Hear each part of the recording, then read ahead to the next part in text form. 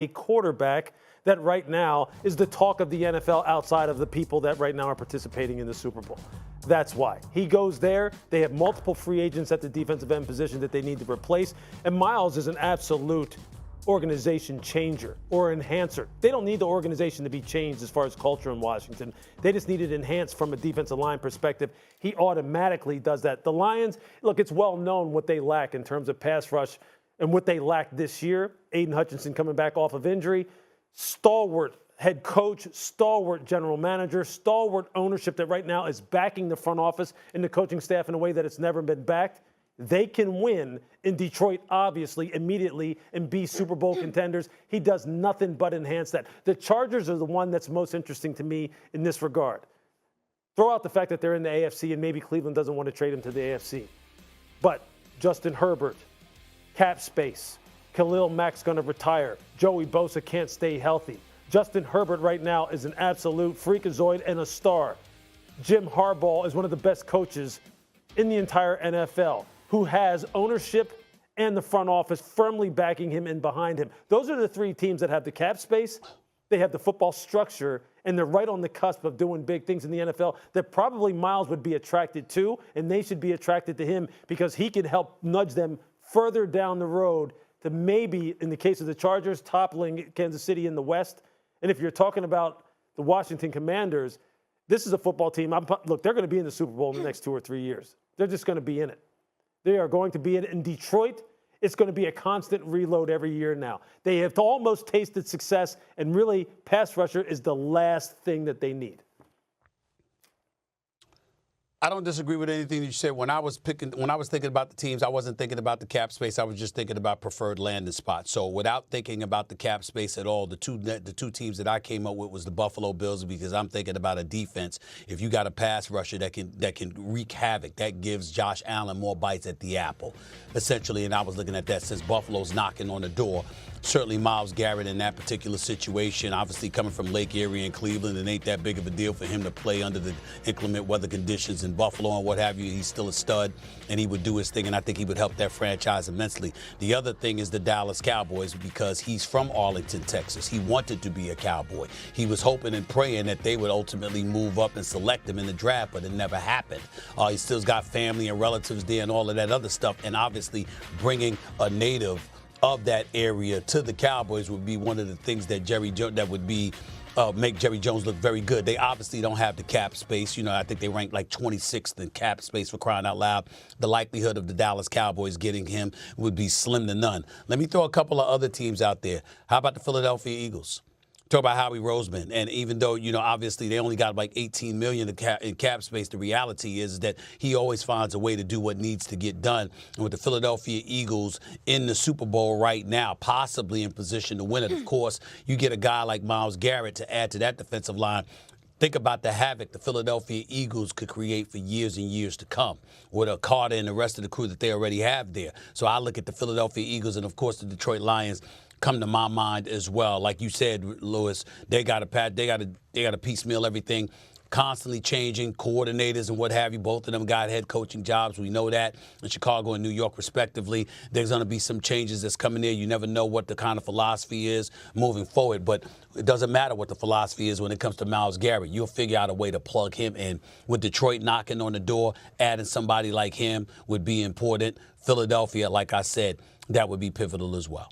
Mm-hmm. Okay, so this all starts with Cleveland and what their viewpoint is at the number 2 pick in this year's draft. Okay, so how realistic this becomes starts with that. They have to get a quarterback. If they think one of those 2 picks, that at least the top 2 quarterbacks, Cam Ward and Shedeur Sanders, at least by all accounts, if they think that they're worthy of that pick, then I think they can be even a little bit more selective if you're the Cleveland Browns. If they deem that neither of those guys are worthy of that second pick, then quarterback has to be a part of this trade request if it's going to kind of come to fruition. Stephen, I'll touch the Dak Prescott one. That's when the Cowboys become realistic, but the problem is, to your point, the salary cap for Dallas. The second point is Dak would have to waive his no-trade clause, and the third point is Cleveland right now is $63 million over the cap. So it just seems unlikely while that would fix the quarterback situation. That's why I go to Minnesota. I go to Minnesota because if you're the Browns and you sit there and go, no, those quarterbacks, we don't like them. Miles wants to be out. We don't want to trade him, but we have to get a quarterback. And if the Vikings are reserved to sit there and go, you know what, we do want to re-sign Sam Darnold, and that does give us some flexibility with J.J. McCarthy, their first-round pick out of Michigan last year, then if you're Cleveland and you really liked McCarthy and you like him better than the quarterbacks that are coming out, then Minnesota becomes the team that you can at least fill that massive void. Does it go McCarthy and Van Ginkel for Myles Garrett? Those are obviously bigger pictures, but I think Minnesota is the team that has at least that quarterback situation. The Philly one, I think, is interesting in regards to this, Stephen A. Their biggest cap hit next year is Jalen Hurts. It's $21 million.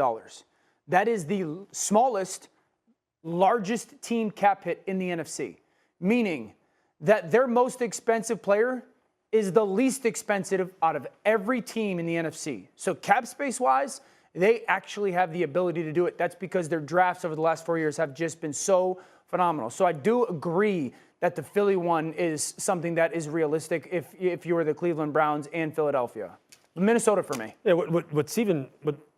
what's most interesting about this is what is Andrew Berry's position on this and how could it potentially change down the road? Because, look, I do believe that at some point in time he's going to have some talks with some people because Myles Garrett would not have issued this statement, would not have put it in writing if he wasn't going to be dug in and he wasn't going to be committed. That's for sure. I totally agree. We both know that because we talked to him. Right. And he was very calculated as far as what he wanted to see get done and what kind of assurances he wanted that this organization was going to do what was necessary. Right. Look, Philly.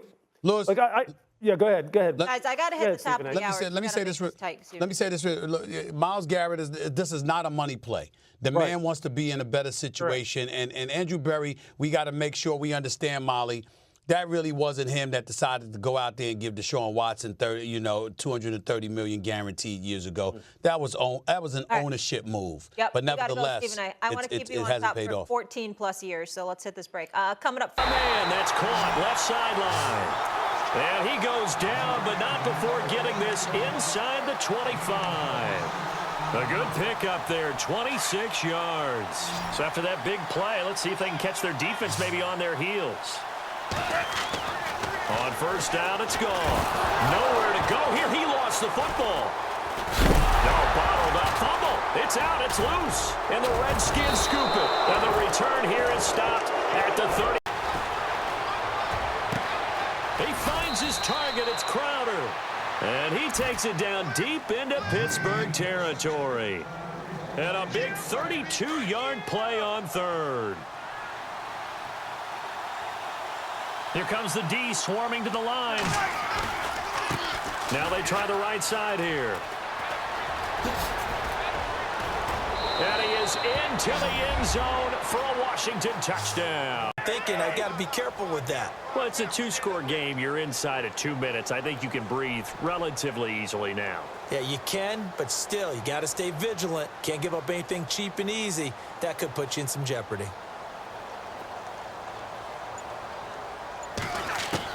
From the shotgun, it's Cousins.